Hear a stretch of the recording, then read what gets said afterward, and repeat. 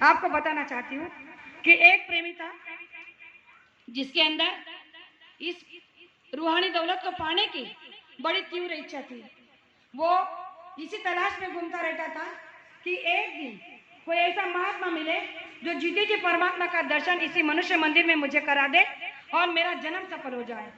तो उसे पता चला कि फलाने गांव में एक बहुत बड़े महात्मा है और वो आत्मा परमात्मा का भेद बताते हैं। तो उस प्रेमी ने वहां जाकर, जब वहां पर उस आश्रम में पहुंचा तो वहां जाकर वो वहां रहने लगा।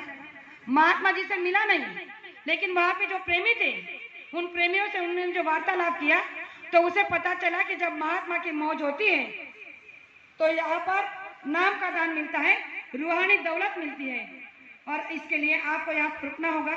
पता नहीं दिन महीने साल लग सकते हैं। उसे कहा कि कोई बात नहीं, मैं यहाँ पर रुकने के लिए तैयार हूँ। और प्रेमियों, उस शख्स ने उस आश्रम में पूरे 6 वर्ष वहां बिताए। 6 वर्ष तक उस आश्रम में पड़ा रहा, सेवा करता रहा, झाड़ू लगाता रहा, बर्तन मांजता रहा, महात्मा की सेवा करता रहा, आने जाने वालों की सेवा करता रहा। भंडारा जो भी उसे मिलता था वो आश्रम की सेवा दिन रात तन मन से करता था। अब 6 वर्ष उसे हो गए। एक दिन ऐसे ही महात्मा का सत्संग हो रहा था, सभी प्रेमी ऐसे बैठे हुए थे। सत्संग खत्म होने के बाद महात्मा की उस पर दृष्टि पड़ी और उसे पास बुलाकर कहा कि यहाँ आओ। और जब वो शख्स महात्मा जी के पास गया तो उन्होंने कहा कि नए लग रहे हो, पहले कभी दिखे नहीं। तो उसने हाथ जोड़कर महात्मा जी से कहा कि महात्मा जी, मैं यहाँ पर 6 वर्षों से हूँ। महात्मा जी ने कहा कि क्या 6 वर्षों से यहाँ हो और कभी दिखे नहीं, कभी बताया नहीं, आए नहीं, पास में अगर आते तो शायद परिचय हो जाता। तो उसने कहा कि मुझे पता था, बताया गया था कि जिस दिन आपकी दया होगी उस दिन आपको मैं दिख जाऊंगा और इसी उम्मीद और इसी आशा के साथ मैं यहाँ 6 वर्षों से पड़ा हूँ।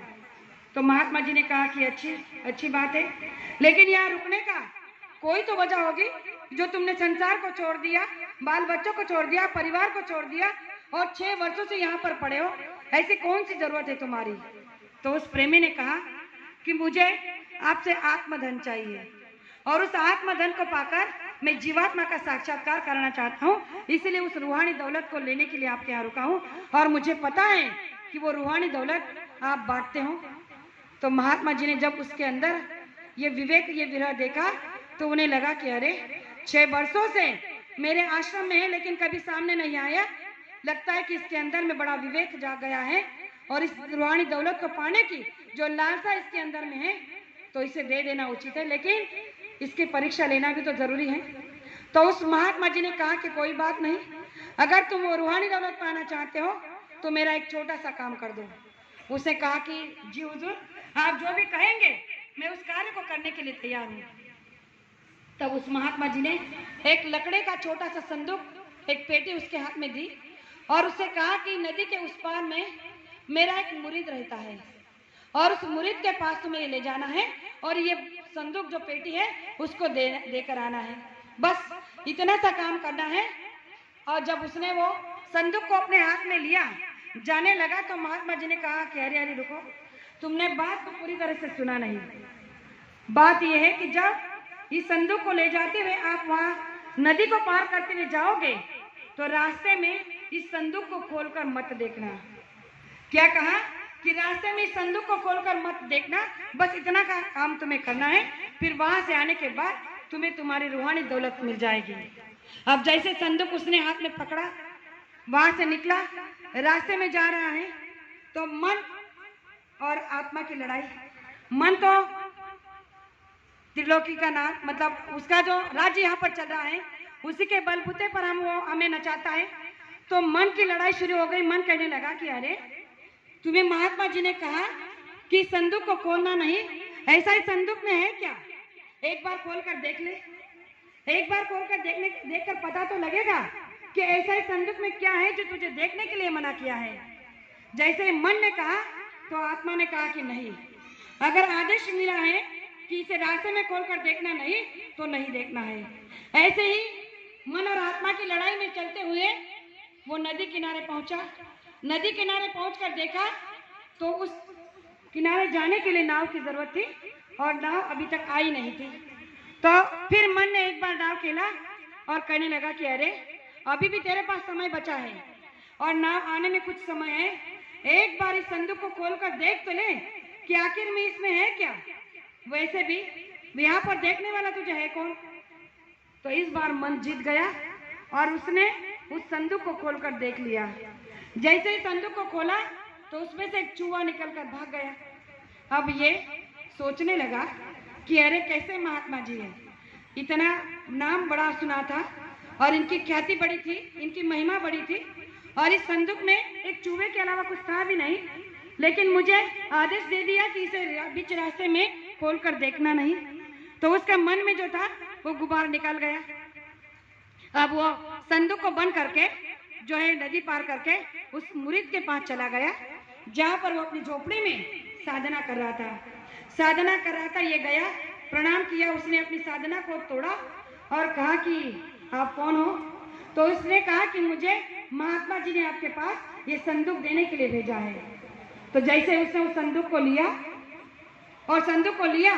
और खोल कर देखा तो उसमें कुछ नहीं था, क्योंकि ये तो उसे भी पता था, क्योंकि उसने वहां पर खोल कर देखा तो उसमें एक चूहा था जो भाग गया, फिर संदूक में कुछ नहीं था।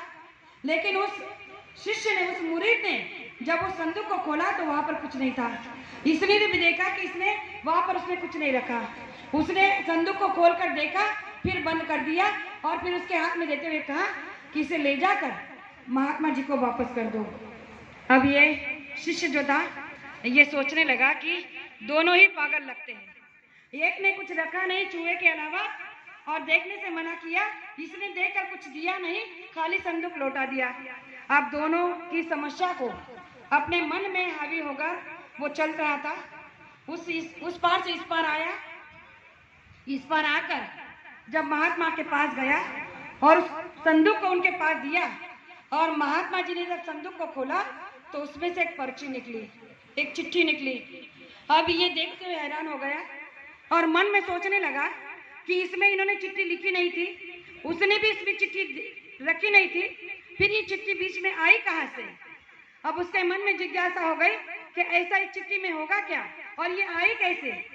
तो महात्मा जी से वो कुछ पूछे, उससे पहले ही महात्मा जी ने कहा कि ये चिट्ठी तुम्हारे लिए है, इसे तुम ही पढ़ो। जैसे उसने उस चिट्ठी को लिया, पढ़ने लगा तो उसमें लिखा था, उस चिट्ठी में लिखा था कि इसे वो नाम की बख्शे मत देना क्योंकि ये उसके काबिल नहीं है। उसमें लिखा था कि उसे नाम की रूहानी दौलत मत देना, ये उसके काबिल नहीं है, और बस ये 2 लाइनें के सिवा वहां कुछ नहीं था। अब ये शिष्य सोचने लगा तो महात्मा जी ने कहा कि तुम्हें तुम्हारा जवाब मिल गया है, अब तुम जा सकते हो।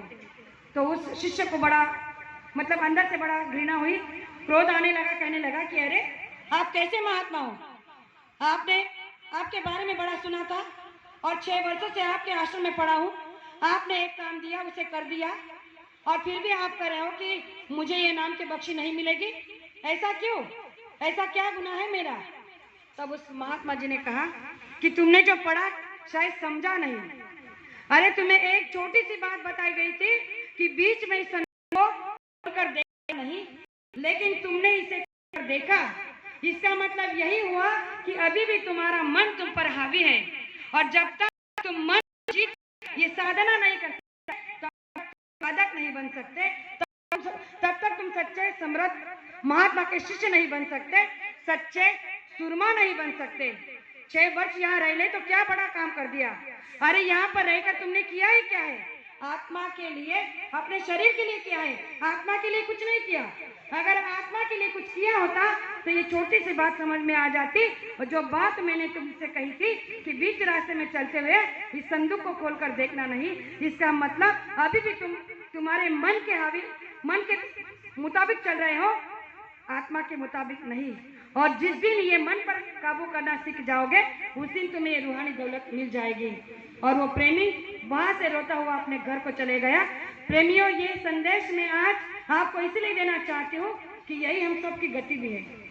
लेकिन गुरु महाराज ने हमसे ऐसी कोई परीक्षा नहीं ली, हमसे ऐसा कोई काम नहीं कराया कि जिसमें हम फेल हो जाएं।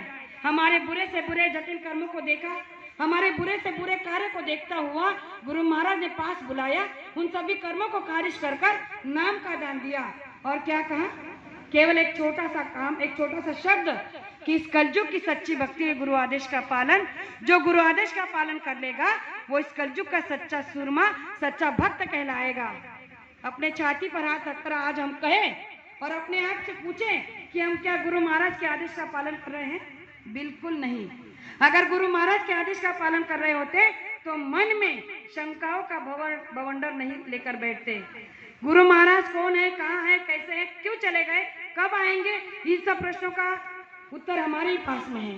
गुरु महाराज ने कहा है कि अगर गुरु को आप खोजना चाहते हो, जैसे कि गुरु भाई ने पहले बताया कि खोज री पिया को निज घट में, जो तुम पिया से मिलना चाहो तो मत भटको जग में।